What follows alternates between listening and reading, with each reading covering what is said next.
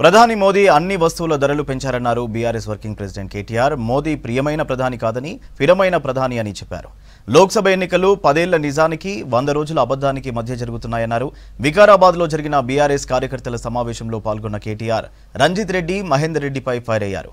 పార్టీని మోసం చేసిన నేతలకు బుద్ధి చెప్పాలని పిలుపునిచ్చారు. ఈయన ప్రియమైన ప్రధానమంత్రి కాదు, పిరమైన ప్రధానమంత్రి. ఈయన మామూలుడు కాదు. అన్ని పిరం చేసిన ప్రధానమంత్రి నరేంద్ర మోడీ గారు. 400 సిలిండర్ను 1200 చేసిన పిరమైన ప్రధానమంత్రి నరేంద్ర మోడీ. రాముడికి మొక్కుదాం కానీ 15 లక్షల రూపాయలు అడవైనారా అని అడగద్దా?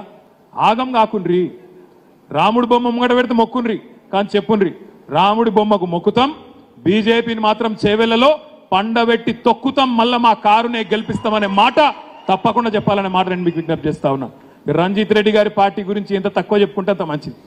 కాంగ్రెస్ పార్టీ ఇలా పోటీ ఎవరెవరికి జరుగుతున్నది? 10 ఏళ్ల నిజానికి 100 రోజుల అబద్ధం మధ్యన జరుగుతున్నది పోటీ. దొంగలలో కలిసిపోయినావు.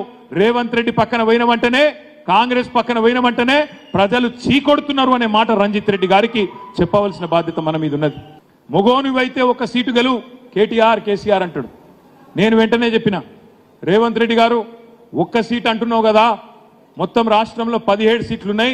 నువ్వు అంత మొగోనివైతే నువ్వు కొడంగల్ రాజీనామా చేయి, నేను సిరిసిల్ల రాజీనామా చేస్తా, ఇద్దరం మల్కాజ్గిరిలో తెలుసుకుందాం దా, నీ సిట్టింగ్ సీట్లో తెలుసుకుందాం దా అని చెప్పిన. ఇప్పటి వరకు అత్తలేడు పత్తలేడు. చూడండి మీరు, ఆయనకు కూడా విశ్వాసం లేదు. అందుకే ఓడిపోయే సీటును పట్నం మహేందర్ రెడ్డికి అడ్డగట్టిండు. మల్కాజ్గిరి ఎట్లా వీకిందని చెప్పి ఇక దారికి పోయే దరిద్రాన్ని నువ్వు అంటించుకో అని చెప్పి మహేందర్ రెడ్డికి అది అడ్డగట్టిండు. అది అవుట్ అక్కడ.